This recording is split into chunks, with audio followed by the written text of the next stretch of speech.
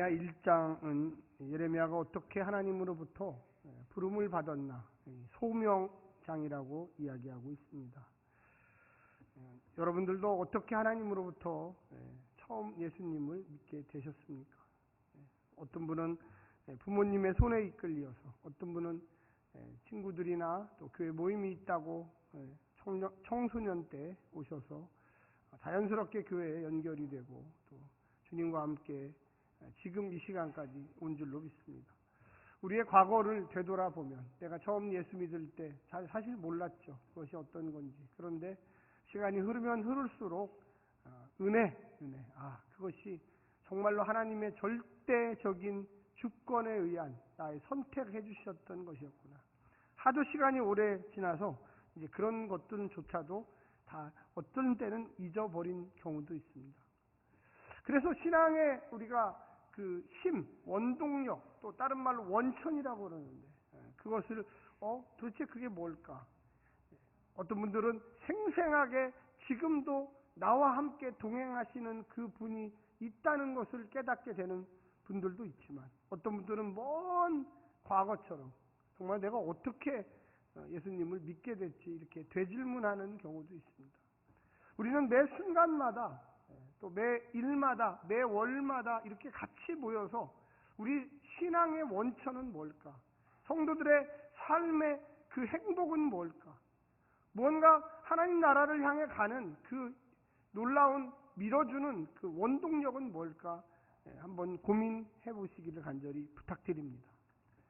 예레미야는 안 좋은 시기에 태어났습니다. 유다라고 하는 이 지파를 중심으로 하는 남유다가 다 멸망할 때 태어났어요. 제사장 가문의 제사장으로 이제 살아야 되는 지파였지만 하나님께서 특별히 너는 제사장보다는 이 시대를 향한 예언자, 선지자로 내가 너를 다시 부르겠다. 사실은 엘리트 집안이었죠. 그런데 고난의 장소로 그를 데리고 나왔다는 겁니다. 아나도시라는 지역의 지방 제사장의 아들이었는데 하나님께서 갑자기 예레미야야 일로 나와라. 네가 할 일은 그것이 아니라 내가 너에게 줄 일이 있다. 여러분 한번 옆에 분한테 이야기 좀 한번 해보세요. 사랑하는 성도님, 해야 할 일이 있습니다. 네, 하나님께서 부르시는 거 일로 와라. 우리가 이 자리에 똑같이 와서 다 앉아 있지만 하나님께서 왜 이 자리에 나를 권사로, 장로로, 집사로, 평신도로, 또 목회자로 부르셨을까? 나는 어쩌다 한 번씩 교회 오는데, 나는 예수님도 아직 잘 모르는데, 근데 주님이 특별하게 그의 이름을 불러가면서 이쪽으로 부르신 거예요.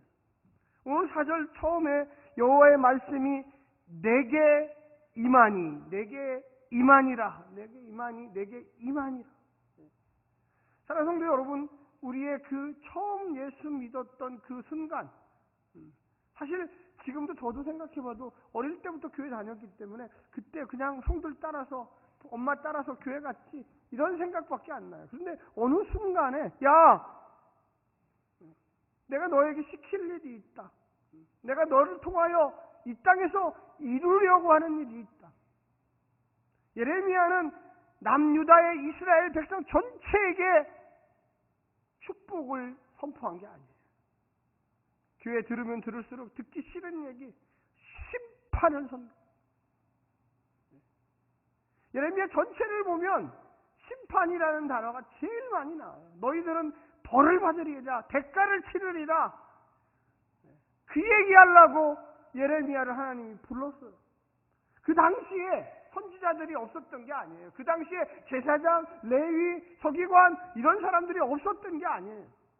근데 그들은 한결같이 하나님이 유다를 지키시리라, 하나님이 유다에게 복을 주시리라, 하나님이 이곳에 절대 다른 나라가 침범하지 못하리라, 이런 식으로 다 얘기했어요. 일반 백성들은 다 봤죠. 그렇지. 우리 제사장님이, 대제사장님, 우리 예언자가 우리 하나님께서 이곳을 지켜준대. 예루살렘이 있는데, 예루살렘 성전이 있는데 설마 이곳이 다른 나라의 침입에 의해서 멸망할까? 100년 전에 멸망한 북이스라엘은 멸망했지만 하나님이 그 가운데 우리는 100년 동안 지켜주셨어. 확신이 있죠. 근데 예레미야는 하나님이 야 너는 가서 심판을 선교해라. 심판을. 아우 저는 그 일이 너무 하기 싫은데요.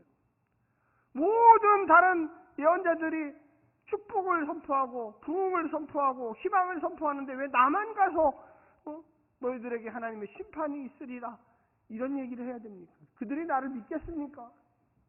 여러분 오늘 본문에 보면 이렇게 이야기합니다. 8절에 보면은 너는 그들 때문에 두려워하지 말라. 내가 너와 함께하여 너를 구원하리라. 아니 그들은 도대체 누구예요? 그들이 바로 축복을 이야기하는 자들이었어요. 혼자 가서 심판을 선교하려니까 사람들이 손가락질하고 웃기고 있네. 야, 이 많은 사람들이, 이 많은 선지자들이 전부 다 축복을 선교하는데 너 혼자 하나님의 심판을 선교하냐? 너만 하나님 믿냐? 나도 믿는다. 나도 계시를 받았다. 하나님이 유다를 계속적으로 축복할 것이다. 아닌데? 사람이 위축감이 들죠. 우리가 어떤 일을 할 때 나를 지지해주고 동의해주고 그 말이 맞다고 막 박수 쳐주고 힘이 벌쩍벌쩍 나는데 아니라고 잘못됐다고 아이고 그거 하면 안 된다고 하면 힘이 뚝뚝 떨어져. 성도 여러분 각자에게도 하나님께서 부르신 소명이 있어요. 할렐루야. 그건 쉬운 일이 아니에요. 어떤 분에게는 가족 구원의 소명이 있지. 어떤 분에게는 하나님의 선한 나라에 대한 소명이 있어요. 어떤 분에게는 내가 이 나이에 나이도 많은데 외국에 가서 내가 그곳에서 묻히리라 복음을 전하러 가야지. 남들은 이해하지 못해요. 아유 이제 은퇴해서 신라이에 왜 그렇게 20대 청년처럼 왜 그러셔요? 하나님이 부르는데 하나님이 나를 가라고 하는데 우리 각자에게 하나님께서 주시는 그 소명은 다른 사람이 이해하지 못하고 다른 사람이 그게 옳다고 그러다고 판단할 수 있는 문제는 아니에요. 중요한 건 내 마음의 근원, 내 마음의 원천, 도대체 하나님이 나를 왜 이곳에 부르셨을까? 왜 하나님이 나를 이것을 맡기려고 하셨을까? 여러분 잘 아시다시피 모세는 몇 세에 부름을 받았습니까? 60세? 50세? 아니에요. 그 남들 다 땅속에 들어갈 때 야 모세야 내가 너가 필요하다 일로 좀 와라. 이사야는 불을 지지는 이불 물론 상징이지만 뜨거워. 각각의 그 사람들에게 하나님께서 필요하기 때문에 부르시는 그 있다는 거예요. 우리가 예수님을 20년 믿었네, 30년 믿었네, 40년 믿었네, 50년 믿었네. 사실 그 연수가 중요한 게 아니라 하나님이 나를 부르신 그 소명에 응답하고 있는지 그게 삶의 원천이에요. 내가 그것을 내가 하는 것이 아니라 하나님이 나를 불러서 내가 힘들고 몸도 약하고 어저께 이제 후반기 우리가 지역 전도 부침개 음료 나눔을 했어요. 어저께 은근히 덥더라고요. 바람도 부는데 땀이 막 송골송골 막 무슨 포도 열리듯이 그냥 뭐 제가 저녁에 설교 준비를 하다가 너무 피곤해가지고 여름 쉬고 하려니까 사단이 나를 시험하는구나. 마귀가 나를 그냥 육신적으로 피곤하게 하고 얼마나 그냥 몸이 막 피곤한지. 그런데도 이 내부에서는 야 조성배야 네가 행복한 교회에 존재하는 이유는 전도하라고 이곳에 널 보낸 거야. 할렐루야. 네가 이곳에 존재하는 이유는 성도들을 위로하고 그들에게 소망을 주고 어제 하는데 이 앞에 젊은이들이 굉장히 오늘 왜 이렇게 젊은이들이 많이 왔다 가지? 그래서 놀랐어요. 이렇게 젊은 사람들이 없는데 알고 보니까 저희 옆에 교회에 있는 아파트에 이제 드디어 입주가 시작된다고 그곳에 젊은이들이 보러 온 거예요. 할렐루야. 그래서 한 젊은이 가정 부부를 만나서 제가 가서 아파트 설명사를 또 했죠. 어제 가서 다 우리 교회 오라고 한 30분을 가서 또 여기는 어떻고 동네가 어떻고 여기는 지하철이 어떻고 여기는 청량리 시장에 가깝고 여기는 우리가 이제 뿌려놓은 어제 너무 잘 시작한 거예요. 너무 잘 시작해가지고 한 가정이라도 할렐루야 기도해 주십시오. 한 가정이라도 얼마나 기쁜지. 한 30살 정도 먹은 부부더라고요. 그래서 이 우리 교회 옆에 오면 제 목사가 직접 가서 내가 설명도 해주고. 하나님께서 왜 나를 이곳에 보냈을까? 우리가 그것을 삶의 원천으로 살지 않으면 그냥 친교 모임처럼 힘들고 어려워도 오늘 본문에 나오는 것처럼 뭐라고 이야기하고 있습니까? 거기 같이 한번 읽어보겠습니다. 거기에 보면 이렇게 이야기합니다. 6절 말씀입니다. 같이 한번 읽겠습니다. 시작. 내가 이르되 슬프도소이다. 주 여호와여 부소서. 나는 아이라 말할 줄 알지 못하나니.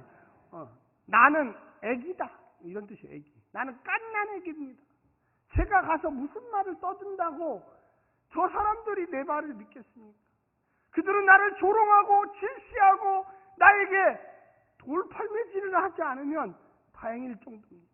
한번 따라서 해보시오. 나는 어른이다. 너무 쉬운 단어지만 나는 어른이다. 나는 신앙의 장수다. 한번 다시 하겠습니다. 나는 신앙의 장군이다. 네, 장군이다. 네, 장군. 이 예레미야가 상당히 위대한 선지자입니다. 구약의 4대 선지자 중에 들어가요. 이사야, 예레미야, 에스겔, 다니엘 아주 대단한 선지자예요. 그런데 하나님께서 부르실 때 하나님 저는 핵입니다. 저는 말을 못해요. 저는 말이 서툴러요. 왜? 내가 가서 해야 할 말이 뭐냐면 10절에 뭐냐면 제가 읽어드릴게요. 너가 이런 말을 해야 된다. 보라 내가 오늘 너를 여러 나라와 여러 왕국 위에 세워 내가 그것들을 뽑고 왕국들을 뽑고 파괴하며 파멸하고 넘어뜨리며 건설하고 심게 하였느니라. 너 가서 그 말 해야 돼. 하나님이 야 이스라엘을 망한다. 뽑는다. 뽑아서 저기 바벨론에다가 이주시킨다. 던져버린다. 그곳에서 다 멸망시킨다. 이런 얘기를 하는 거예요. 이런 얘기. 제가 만약에 지금 딱 가갖고 성배야 너 가서 지금 정권이 무너질 거다 하고 막 청와대 앞에 가서 얘기하고 저기 부산에 가서 얘기하고 막 미국의 CNN하고 이 정권은 무너질 것입니다 이렇게 해라 그러면 저 못해. 근데 하나님 지금 예레미야한테 그 얘기 시키는 거 10절에 보니까 너 야 이 유다 다 망한다 뽑혀가지고 저기 바벨론에다가 다 포로로 잡혀간다. 그러니까 예레미야의 마음속에 하나님 저는 그 얘기 못합니다. 제가 아이입니다. 어떻게 그런 얘기를 합니까? 두렵고 떨리는 정도가 아니라 저는 살인의 위협을 느끼고 있습니다. 여러분에게 하나님께서 그렇게 부르시면 여러분은 과연 어떻게 대답하실 겁니까?